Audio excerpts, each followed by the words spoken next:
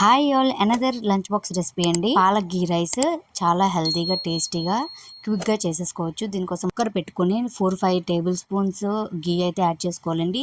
గీ flavour చాలా బాగుంటుంది. గీ మరిగాక కొద్దిగా బిర్యానీ మసాలా కాజు వేసుకొని బాగా ఫ్రై చేసుకోవాలండి. ఇప్పుడు ఉల్లిపాయలు పచ్చిమిర్చి వేసి బాగా ఫ్రై చేయాలి. ఇలా ఫ్రై అయ్యాక 2 స్పూన్స్ అల్లం వెల్లుల్లి పేస్ట్ వేసి బాగా పచ్చివాసన పోయే వరకు ఫ్రై చేసుకోవాలి.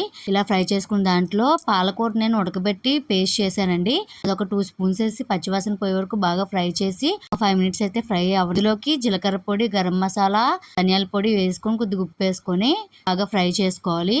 ఫ్రై అయిన దాంట్లో మనం నానబెట్టుకున్న రైస్ వేసుకొని 1 కప్ కి 2 కప్స్ వాటర్ చొప్పున అయితే వాటర్ వేసుకొని కొద్దిగా ఉప్పు అది చూసుకోవాలండి. ఇదే టైంలో కొద్దిగా పైన కొత్తిమీర వేసుకొని ఒకసారి కలిపేసి మూత పెట్టేసి 2 విజిల్స్ వచ్చే వరకు ఉంచుకొని పెరుగు చట్నీతో సర్వ్ చేసుకుంటే ఎంతో టేస్టీ హెల్తీ రైస్ అయితే రెడీ అండి.